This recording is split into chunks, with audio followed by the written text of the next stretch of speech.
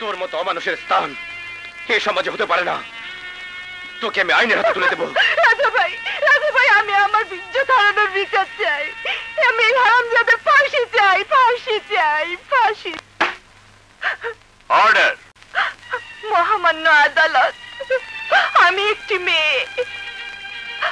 আমার চোখে ছিল ঘর বাঁধার স্বপ্ন, বুকে ছিল অনেক আশা, কিন্তু সেই স্বপ্ন, সেই আশা সব মিথ্যে করে দিয়েছে ওই নরপিশাচ। অবজেকশন মহামান্য আদালত, আমার মক্কেল সম্পর্কে সম্পূর্ণ মিথ্যা এবং বানোয়াট কথা বলা হয়েছে। মোটেও মিথ্যে কথা নয় মহামান্য আদালত। তাই আমার মক্কেলকে তার বক্তব্য প্রকাশে বাধা দান না করার জন্য আমি মহামান্য আদালতের কাছে আবেদন করছি। Objection overruled. Proceed on. ধন্যবাদ মহামান্য আদালত। আমি এমন বিচার চাই যে বিচারের শাস্তি দেখে স্বাধীন দেশের পবিত্র মাটিতে আমার মতো আর কোন মেয়েকে যেন তার নারীত্ব হারাতে না হয়।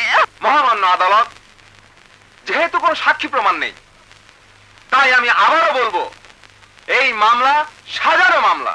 মহামান্য আদালত, আমার বিপক্ষ বন্ধুর ধারণা কোনো সাক্ষী নেই, কাজী উনি তার মক্কেলকে নির্দোষ প্রমাণ করতে আশাবাদ ব্যক্ত করছেন। কিন্তু প্রমাণ বলুন, সাক্ষী বলুন, অবশ্যই আছে মহামান্য আদালত। এই ছেলেটি স্পট থেকে ধরে এনে থানাতে সোপর্দ করেছিল আমি মহামান্য আদালতের কাছে। সেই সাক্ষী রাজা হায়াতকে তার বক্তব্য পেশ করার জন্য অনুমতি প্রার্থনা করছি। অনুমতি দেওয়া হলো। ধন্যবাদ মহামান্য আদালত। সাক্ষী রাজা হায়াত হাজির।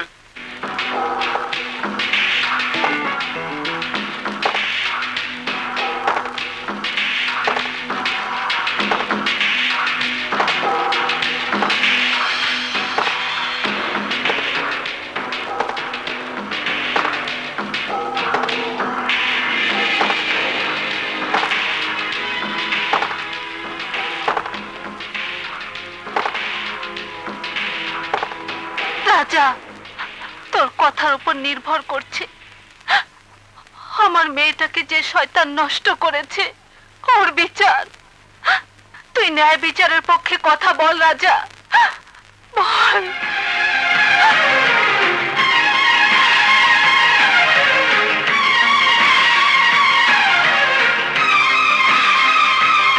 বল রাজা, বল। মহামান্য আদালত, এই পবিত্র আদালতে দাঁড়িয়ে আমি মিথ্যা কথা বলবো না। মিথ্যের জায়গা আদালত নয়, আদালত হলো ন্যায় বিচারের স্থান। তাই আমি মহামান্য আদালতের সামনে বলছি, শানু কাঠগড়াতে দাঁড়ানো ওই আসামির বিরুদ্ধে ইজ্জত নষ্ট করার যে অভিযোগ এনেছে, সেই অভিযোগ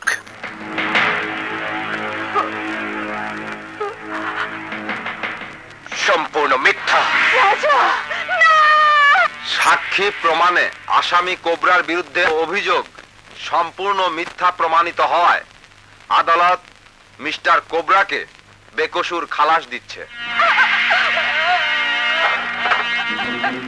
বল, কত টাকার বিনিময়ে তুই মিথ্যা কথা বললি? বল, আমার জায়গায় যদি তোর বোন হতো তাহলে কি পারতি মিথ্যা সাক্ষী দিতে? জবাবটা আমার কাছে না আছে, তোর মার কাছে যা। আজ আমি মিথ্যে সাক্ষী দিয়েছি তোর মার উপর প্রতিশোধ নেবার জন্য। প্রতিশোধ? হ্যাঁ, প্রতিশোধ। একদিন তোর মা আদালতে দাঁড়িয়ে আমার বাবার বিরুদ্ধে মিথ্যে সাক্ষী দিয়ে বলেছিল আমার বাবা তোর মার ইজ্জত নষ্ট করেছে। সেদিন আদালতে আমার বাবার বিচার হয়েছিল।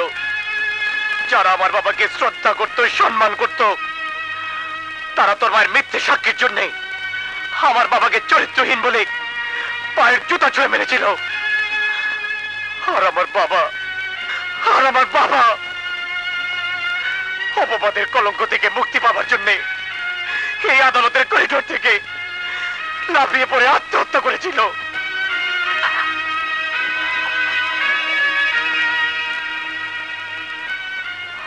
শুধু এইটুকু জেনে রাখ, তোর মায়ের জন্যই আমি একজন আদর্শবান স্কুল মাস্টার মুক্তিযোদ্ধার সন্তান হয়েও নষ্ট হয়ে গেছি।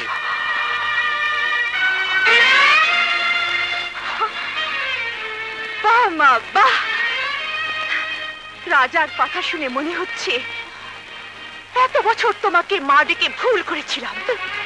তুমি তুমি রাজার বাবার মৃত্যু দেখেছো, আজ তোমার সন্তানের মৃত্যু দেখতে হবে।